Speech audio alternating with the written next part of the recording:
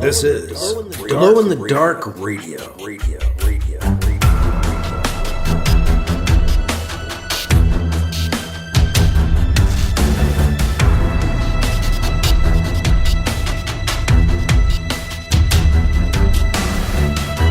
The science fiction podcast with original independent science fiction written and performed by Mike Luoma, with music by Kevin MacLeod. The Vatican Assassin trilogy and The Adventures of Alibi Jones by Mike Luoma are available in ebook, trade paperback, and audiobook wherever you find your books online. Get links and details at glowinthedarkradio.com.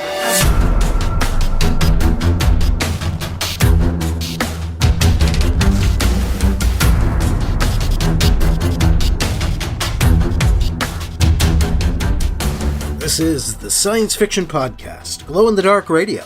I'm your host, your writer and reader, Mike Luoma, and we are getting into Vatican Ambassador, the second novel in the Vatican Assassin trilogy. In this episode 701, for those keeping track at home, it is the Vatican Assassin trilogy continued, and this is an encore presentation of Vatican Ambassador. This chapter last appeared in August of 2015, so we're talking 7 years and 9 months or so ago. So, been a while. I think it's due for an encore. August 2015, episode 365, so 336 episodes ago, too. And I was still in my 40s. How about that? We ran through this book from August 2015 through February 2016. So if you've started listening to the podcast in the last 7 years or so, you probably haven't heard this one. So I think we're okay. This is the second edition of Vatican Assassin. The original novel was revised once after a few years, after I realized, I really need to rewrite that. But it worked. I like the way it sounds now. And that's why the new edition of the Vatican Assassin trilogy is a third edition, is because it had to be updated as a trilogy once the second book was updated.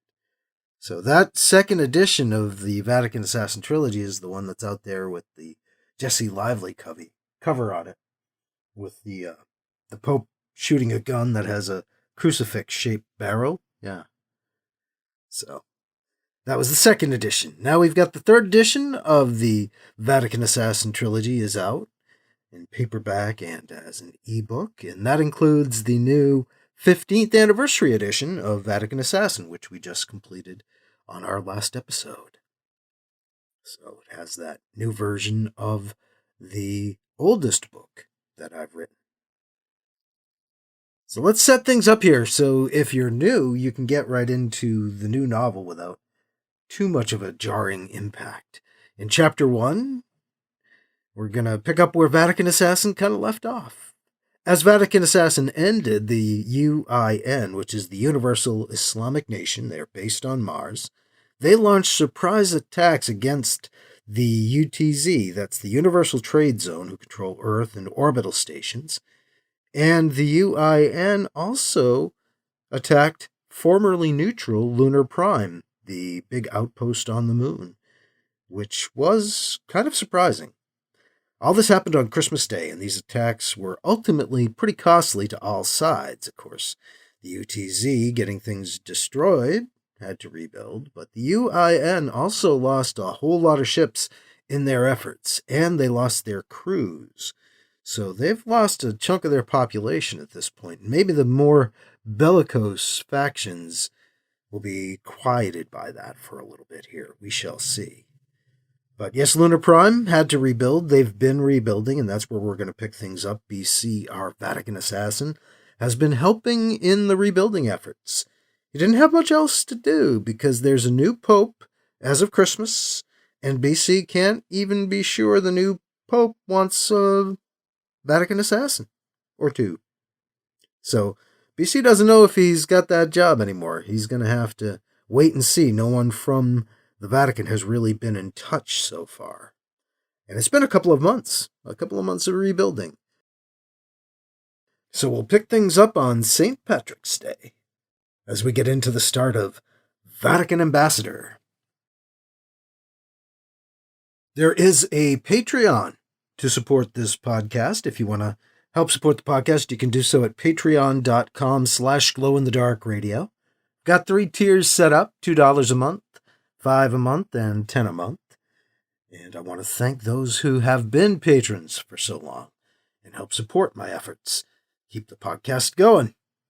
And if you'd like to help, I would welcome your assistance as well.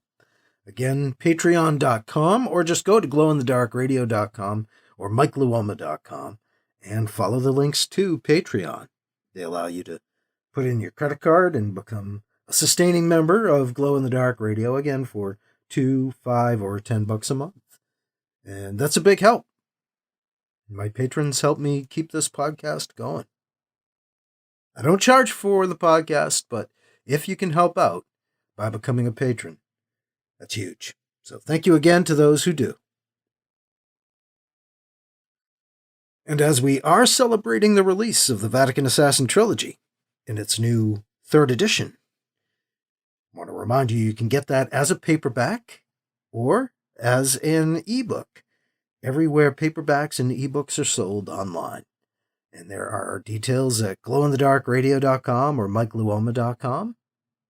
Or just go to where you pick up your books and look for Vatican Assassin, Vatican Ambassador, or Mike Luoma. That's Mikeluoma, by the way. We're going to get into Chapter 1 of Vatican Ambassador next on Glow in the Dark Radio. What the hell is this, the wonderful Billy Flynn? Just some podcast that's supposed to be geeky, podcasting's Rich Siegfried. Did you try it? I'm not going to try it. You try it. Screw that noise. I'm not going to try it. Hey, Flintstress, let's get Mikey. Do you mean critically acclaimed comedy rock star Mikey Mason, who hosts the Beer Powered Time Machine podcast? Yeah. But he won't listen. He hates everything. Hi, I'm critically acclaimed comedy rock star Mikey Mason. I don't often listen to podcasts, but when I do, make mine Geek Radio Daily. Hey man, that's a different promo. Between love and madness lies Geek Radio Daily. That's kind of accurate. There are some things money can't buy. GRD is free online. Maybe she's born with it. Maybe it's Geek Radio Daily. We'll take it. Geek Radio Daily. All the geek without the wait. GeekRadioDaily.com.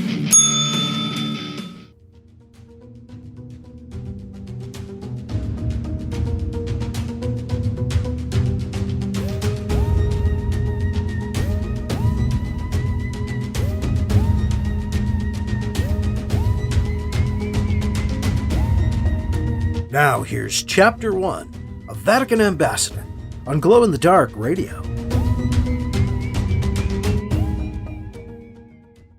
Luke 21, 25 through 26. There will be signs in the sun and moon and stars.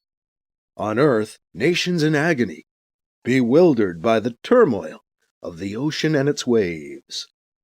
Men fainting away with terror and fear at what menaces the world. For the powers of heaven will be shaken. The moon, our bright orb of light in Earth's night sky. You could once see distant sunlight glinting off Lunar Prime's main dome on the moon's surface, when the sky was clear. Then came the war. Lunar Prime's dome was destroyed, along with much of the city itself. The major cities on Earth were also targets, subjected to extra-atmospheric bombardment as the enemy's mass drivers hurled rocky debris down from near orbit. Bombs, missiles, and fighter strikes followed in that destruction's wake. Clouds of smoke and debris filled the atmosphere and closed off the sky. The Universal Islamic Nation expended all its might fighting in the name of its righteous cause, attempting to take back their home planet from the commercial forces controlling it, the CEO Council of the Universal Trade Zone. The UIN had declared all of Earth to be Mecca, after Mecca was destroyed and they were exiled to the old Japanese colony on Mars. Their decades of exile made them mean and hungry, and desperate to return to the kindly embrace of the green hills of Earth. They threw themselves into the battle with the fury of those trying to reclaim what they saw as their own. Surprise gave the attacking UIN fleet an advantage it lacked in technology. Most UIN ships had not been equipped with the trans-space drives that allowed Universal Trade Zone ships to travel in a flash between Earth and Mars. The UTZ had come to depend on the advantage the trans-space drive gave them, the commercial and military edge the tech provided in their ongoing war with the UIN. UIN ships were forced to use the old maglev propulsion system for travel from Mars orbit to Earth orbit and back. It was inefficient and still somewhat dangerous, and ship size was limited by the capacity of the giant transport rings the ships traveled through. The rings themselves were falling into disrepair. The UTZ also wasn't above sabotaging the rings if they deemed it necessary for their war effort. Unknown to the rulers of Earth, over the last few years the exiles on Mars managed to acquire a few trans-space drives through theft and the black market. The UIN began planning their surprise attacks, equipping their largest ships with new trans-space drives, and then converting those larger ships into carrier ships for smaller craft. For their Christmas raids, the UIN used their carriers to ferry fighter bombers into Earth orbit. Other UIN ships used the old maglev highway to travel from Mars to Earth orbit, leaving early to meet up with the carriers. UIN forces then massed and attacked, splitting off to hit targets on Earth, in orbit, and on the Moon. The UIN ships did heavy damage to their targets before UTZ ships could even engage them. The surprised UTZ forces did finally retaliate and counter the UIN fleet, but the damage was done.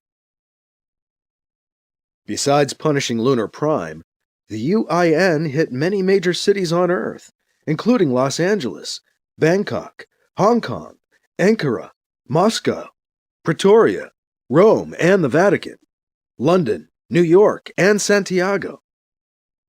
They wiped out 2 of the orbiting stations used by the UTZ as staging platforms, and completely destroyed the private station of Ismail Takayama, a UTZ CEO Council member.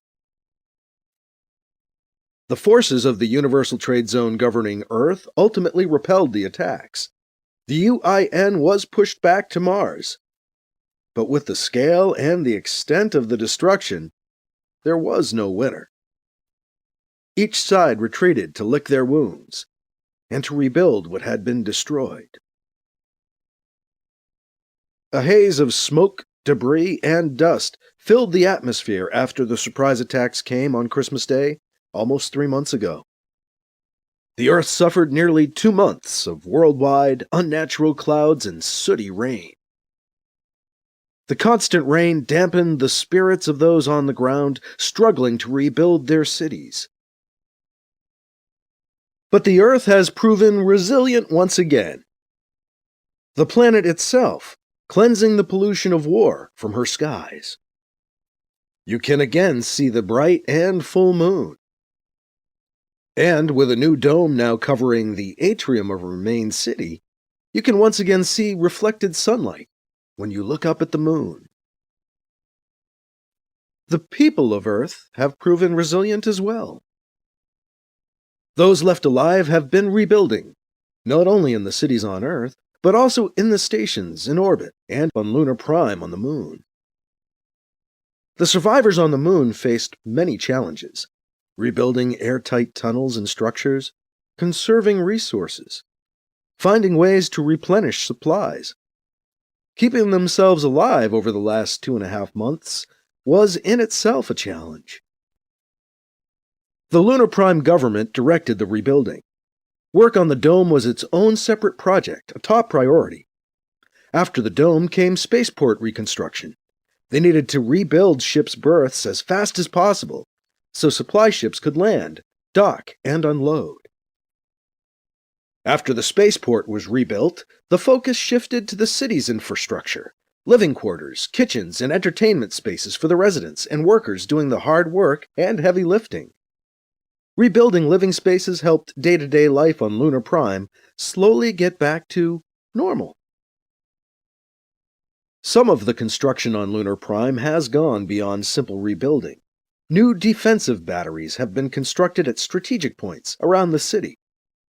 Anti-ship guns and missile emplacements now blossom like deadly gray flowers, rising up from the network of tunnels, domes, and buildings that make up the unconventional city of Lunar Prime. The rebuilt Vatican Mission on Lunar Prime is itself a small fortress, now with its own artillery emplacement and defensive batteries, reinforced walls, and security airlocks. The original Vatican Mission had been a prime target in the UIN Christmas attacks on Lunar Prime. Its buildings were leveled. Church personnel present at the time were slaughtered. The new mission looks like it could stand up to pretty much anything thrown at it. More a bunker than a mission. Reconstruction continues underneath the new main dome. The government rebuilt the main structures, replaced the dome itself, and cleared away debris. But the government also had to monopolize the core of contractors and workmen available on the moon during the first 2 months of rebuilding. In the last few weeks, more and more workers and craftsmen have been freed up from their government projects to work on other, smaller jobs. This has allowed some of the merchants who owned and operated the businesses that once circled the atrium on the 3 floors under the dome to return and begin to rebuild and reopen their stores, restaurants, bars, and other businesses. There's construction activity and attempts to get back to normal.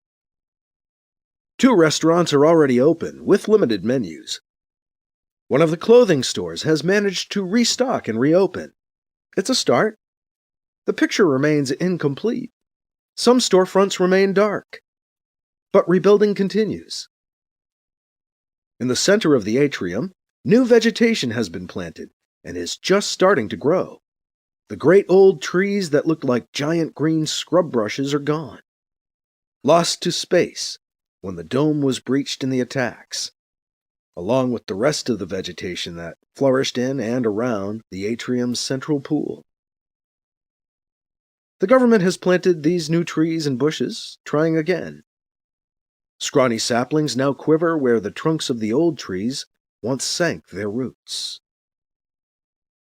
The leader of the reconstruction efforts on Lunar Prime, Governor Mark Edwards, has declared today, St. Patrick's Day 2110, a holiday, a chance for everyone involved in the rebuilding effort to relax a little and blow off a little steam.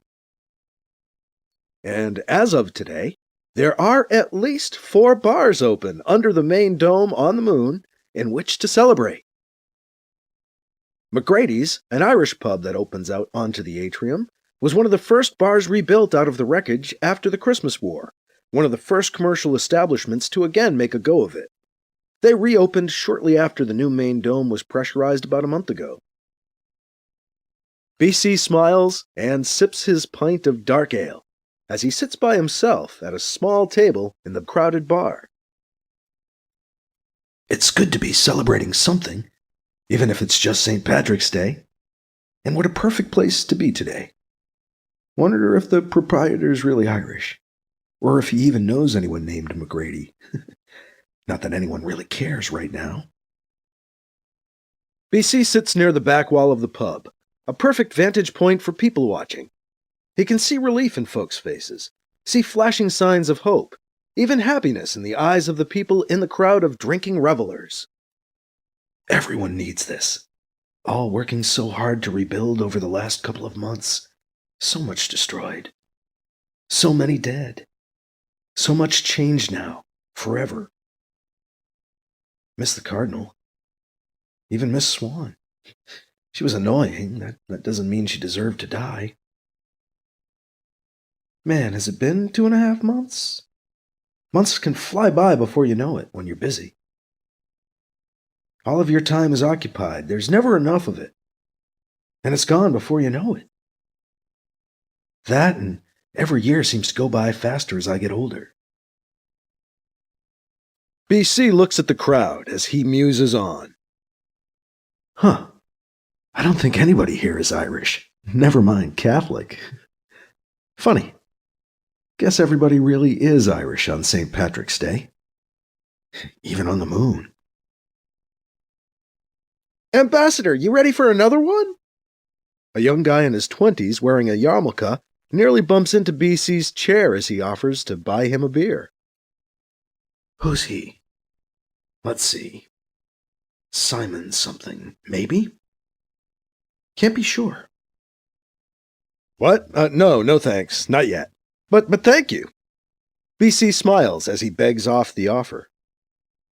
Happy St. Patrick's Day, Father, the man says as he bumps his way back into the crowd, presumably heading for the bar.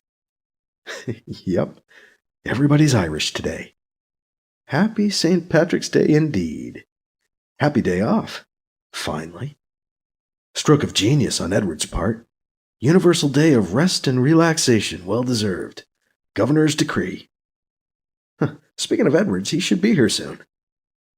Poor guy could probably use a drink. He needs to let off some steam. I'm sure he regrets calling for a new election now. He thought he'd have their support after all this. It's as if he wanted to be legit. To be really elected governor. Ironic and crazy. Crazier still, he's already proven he can do the job. Just look around. We've done okay rebuilding this city in space. The main dome was open and functional faster than I thought would be possible. We're okay. So long as this ceasefire holds, we haven't done too badly. Amazing what you can accomplish when you set your body and mind to something. There's more to do, sure. But look at what we've done. The crews who helped me rebuild the Vatican Mission worked endless hours and made it come together incredibly fast. Simon, that's that guy's name. I remember now. It was Simon. He was the head of the electricians. I remember now. Working for the ambassador.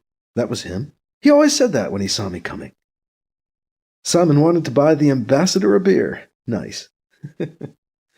Some ambassador. Ambassador by default. Campion, you still alive? Good. Anyone else? No? Okay then, you're the ambassador. Rebuild the mission. Let us know how it goes. Bye now. Or something like that. Suddenly, Pope Linus makes me ambassador. Then he leaves me on my own. No word yet to this very day. Although, it has been nice to be able to rebuild the Vatican Mission to my own specs. No one from the Vatican to tell me what to do. I just do it. Edwards has helped a lot. The mission is more fortified than it used to be. There's a hell of a lot more security now.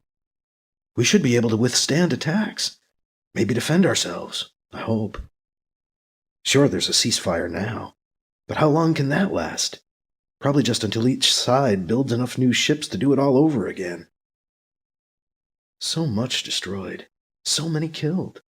So much changed. Hell, I'm saying Mass on Sunday these days. Said Mass this morning. For the Holy Day. And here I am drinking with the good folks of Lunar Prime this afternoon. The governor's stopping by later. I've become pretty respectable for a former assassin. Don't know for sure about the former part. That's my assumption. Peter's dead. The OPO was his baby. I don't know if Linus is aware of all the OPO's nefarious activities. Not sure I really care to continue with them anyway. Used to be able to do my job because the people who died deserve to die. But lately a lot of people who don't deserve to die are dying. All around me. That ain't right. I'm beginning to think it all started with Meredith McIntyre. Somehow, she didn't deserve to die. Now we're all paying for it. But it's not my fault. That was an assignment. But somehow, Everything since then has gone wrong. BC drains his pint glass. Guess I could use another pint. No real hurry, though. The bar looks pretty crowded at the moment. BC looks away from the bar, past the crowd, out through the pub's windows into the atrium. The main dome is brightly lit. Brighter than it used to be. The old trees used to take the harsh angles off the light and cast shadows, but they're all gone now. The new growth is just beginning to blossom and thrive. The new saplings don't yet cast the shadows the old growth once did. Can't believe they had the atrium open a month ago. Just a month and a half, that's it. That's how long it took them to rebuild. That's determination. I can't believe it's already March, Governor Mark Edwards says, pulling up a chair across the table from BC. I didn't see you come in, BC says. March is already half gone. You've got to catch up, Mark, he says, giving Edwards a hard time. The governor gives him a humorously cold stare. BC laughs. He raises his empty glass to the governor. Good holiday. Thanks. It was one of my aide's ideas, but it seemed like a good one, he admits, smiling. He looks tired but happy. I like it. People need something to help them relax. Step back from the work, BC says, looking around the barroom. Yeah, it's good to have an excuse to take a day off. We have got a lot done, Edwards concedes. He notices BC's empty pint glass. You need another one? Guess I look parched. Sure, BC agrees. Edwards gets up and heads for the bar. BC watches people part around the governor as they realize he's among them. People slap him on the back, shake his hand, and clear the way to the bar for him. I guess rank has its privileges. Remember to vote, huh? Edwards says to the laughing crowd around him as they move en masse to the bar. Nice to see smiles on people's faces. There's been so much death. Everyone's been grim, but determined to rebuild, to carry on, not to give up. Try to remember to forgive ourselves for still being alive when so many we know are dead. Don't let the enemy win. Let's rebuild again, like a mantra these last 2 months. That's part of why Edwards called for an election. Keep us real and honest. The governor returns with 2 pints. Nice to see some smiles on faces for a change, huh, BC? Edwards asks. He hands BC his glass. Certainly is, Mark. Good job putting them there. BC congratulates him. I can't take all the credit, Edwards demurs, shaking his head. Why not take some? BC suggests. He raises his glass for a toast. Cheers! Here's to rebuilding Lunar Prime, BC proposes. Edwards raises his pint. To rebuilding Lunar Prime, Edwards agrees. Amen, BC says, and he clinks his glass into Edwards. They sip from their pints. So, you hear anything new? Edwards asks. Nothing, BC says. The OPO may be OVER. Where does that leave you? I don't know. Ambassador to Lunar Prime, I guess. I'm here. I've got the title. I've tried to act like one, BC tells him. Do these new guys, does this Pope Linus know you? Edwards asks him. Kinda, I guess so. I mean, they made me ambassador. BC shrugs. Yeah, because you were here, Edwards says, needling him. Then he gets more serious. And I supported it, Edwards says with some force.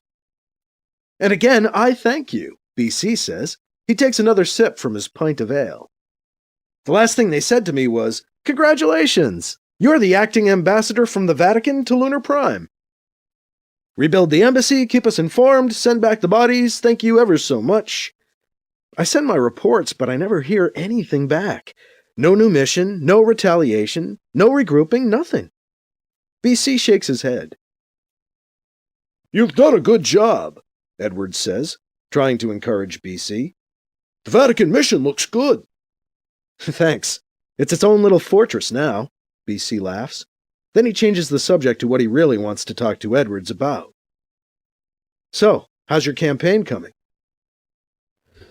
I don't know, Edwards says, his eyes casting down, studying the tabletop as if studying poll numbers. He's made it close. Polls say he could win. He's a nutcase, Mark.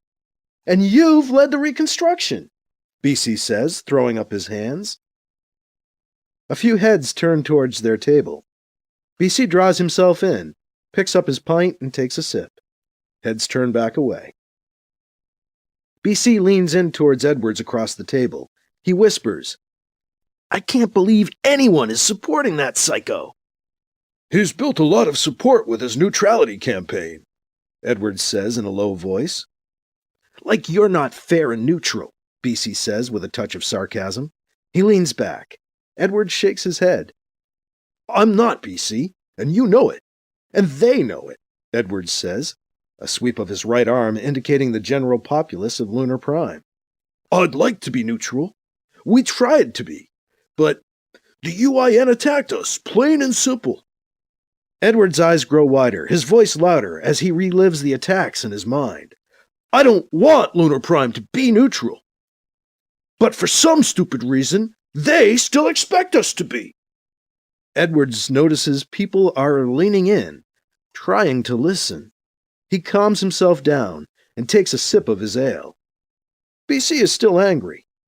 I hate the way he's twisting the truth, making it sound like you caused the UIN to attack Lunar Prime by allying with the UTZ, BC says. He's twisting the whole timetable, and he's using me as a symbol of the UTZ's influence. If not in public, then in private. I've heard it back from people I trust, BC tells Edwards. I hate to say it, but I'm a liability to you, Mark. At least my friendship and counsel are. I've heard all that stuff too, Edwards admits. McIntyre never mentions you publicly, but he talks about my UTZ advisors in every speech he makes. And we are UTZ allies now. Your alliance with the UTZ shouldn't hurt you, BC insists again, shaking his head. But it does, at least politically, Edwards says, with a frown. For all intents and purposes, we are neutral, even though we're now allied with the UTZ. The UTZ recognized our neutrality back in January, when we signed the Lunar Free Zone Declaration, recognizing the right of the moon to remain neutral as we agreed to work more closely with the UTZ. Edwards shakes his head. He's stirred people up, says the declaration isn't worth the paper it's printed on. He's good with the spin, I'm not.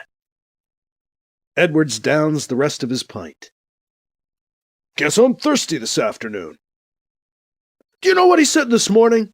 He said I've made Lunar Prime a provincial capital for the UTZ. The only thing you've made Lunar Prime is whole again, BC reassures him. You've rebuilt the place. They won't forget that. BC stops, sips his ale again. How many days is it until the election? He asks Edwards, although he already knows the answer. Another week. Next Tuesday, Edwards answers. He tips his pint up and drains his glass. Well then, here's to good luck, BC says, raising his glass. Edwards looks at his empty pint. Whoops, guess I need a refill to drink to that. Be right back. Edwards gets up to go after another beer. BC sips more of his. These people are insane if they elect Daniel McIntyre governor over Mark Edwards. Ungrateful bastards.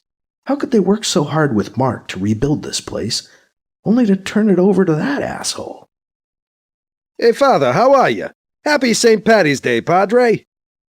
A heavy-set older man deposits another pint of beer in front of BC. Damn, what's his name? Stanzione, that's it. Why, Mr. Stanzione. Thank you. Happy St. Patrick's Day to you, too. BC greets his beery benefactor. How you liking the new quarters, Father? Stanzione asks him. Just fine, Mr. Stanzione. Your men do good work. BC smiles. Only the best for you, Father. Glad you're happy. Nice mass today, too. Thank you, Mr. Stanzione, BC says. Call me Frank, Father, Stanzione says to BC. Then thank you, Frank. And thanks for the beer, too, BC says, still smiling. You're more than welcome, Father. Governor, Stanzione says, as Edwards returns to the table. Hey, Frank! Edwards greets Stanzione with a handshake. Happy St. Patrick's Day! Hey, happy St. Patrick's Day, Governor, Stanzione says. Stanzione! Someone yells. Hey, Stanzione! Calling Stanzione back to the bar. Gotta go, gentlemen, he says with a small bow. He turns and melts back into the crowd at the bar. Good contractor, that Frank Stanzione, Edwards says. Does good work with those fake wood interiors. Yeah, he handled our interiors at the embassy. You, changing the subject? BC prods him. Yeah, I'd rather not think about it for now, you know? Edwards says, rolling his eyes. If you don't mind. I understand, BC tells him. I don't mind. Today, we drink. BC toasts with his new brew. To a punchy politician and a plastered priest. I resemble that remark. I'll drink to that. Edwards tilts back his glass and downs a good gulp. BC tries to match him, does an adequate job, draining about half of his pint. Ah, cold though. My teeth hurt. What's this? Somehow, another round has appeared upon their table. Edwards lets out a laugh as he sees the 2 new pints that have miraculously appeared. Leprechauns? Edwards asks. He actually giggles. Edwards? Giggling? He must be getting drunk. BC fakes an Irish accent. Sure and begorra, it's the wee folk. We call 'em that 'cause they bring us beer, and the beer makes us wee. Edwards, laughing, does his own bad Irish accent. I'll drink to that! And drink they do. Many more pints appear and disappear. BC and Edwards stay until the bartender tells the crowd they don't have to go home, but they can't stay at McGrady's because they're closing. They leave with the rest of the well-oiled crowd, each going off on their own drunken way. BC only knows for sure that he made it back to his quarters because he wakes up there in the morning. Ouch, ouch, ouch, ouch, ouch. Hangovers suck. What can I take? Oh, at least it's not as bad as those other headaches. Hangover's almost nothing compared to those fuckers. Ouch, ouch, ouch. Okay, so hangovers suck too. Don't want you to feel neglected. I'm worrying about neglecting a headache. I must be hungover. BC gets up out of bed. His surroundings are blurry. He's a little dizzy. The new place does look nice. Stanzione and his crew do a great job making the fabricated fake wood look like real wood. The walls of his stateroom are covered in a nice dark grain. It almost looks like a room in a log cabin, back on Earth. Ah, the warmth of wood. It's strange how it looks so organic while it hides our state-of-the-art defense system. It really is everything I was hoping for when I designed it. Makes me proud in a way. May have been bragging about that at some point last night. Vague recollection. Wonder if that was wise. Ouch, ouch, ouch, ouch, ouch, ouch. Seems like a fuzzy bad dream. Wonder how many other good Catholics are hurting this morning after our St. Patrick's holiday.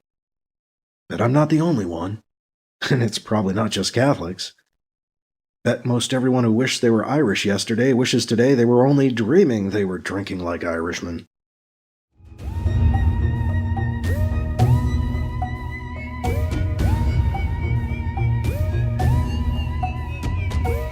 That was Chapter 1 of Vatican Ambassador on Glow in the Dark Radio. Kinda setting the stage for where we're at as we get into the book.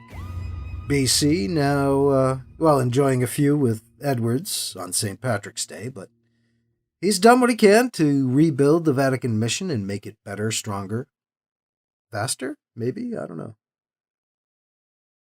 But yes, really laying some groundwork in this chapter, and Mark Edwards running for re-election is an interesting wrinkle in things that we're going to get into as we get into further chapters of Vatican Ambassador, and we see how BC's life is about to change and how the universe is about to expand in some ways. More on that to come. Again, I want to thank my patrons who help bring this podcast your way by supporting it financially each month. You can become a patron for $2, $5, or $10 a month, and that does help me keep the podcast going. You can do so at patreon.com/glowinthedarkradio, or just go to mikeluoma.com or glowinthedarkradio.com. Follow the links to Patreon. That is all for this week. Welcome to a new book, Vatican Ambassador. Be enjoying that for the next few months here on the podcast. I'm your host, your writer and reader, Mike Luoma. Thank you again for listening to Glow in the Dark Radio.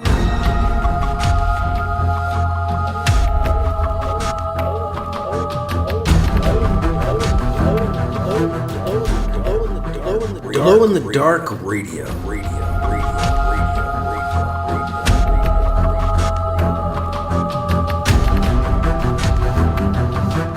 This podcast presentation is copyright 2023 by Michael F. Luoma and is protected under a Creative Commons Attribution, Non-Commercial, No Derivatives 4.0 International License, CC by NC-ND 4.0. Music by Kevin MacLeod. You can find his work at Incompetech.com.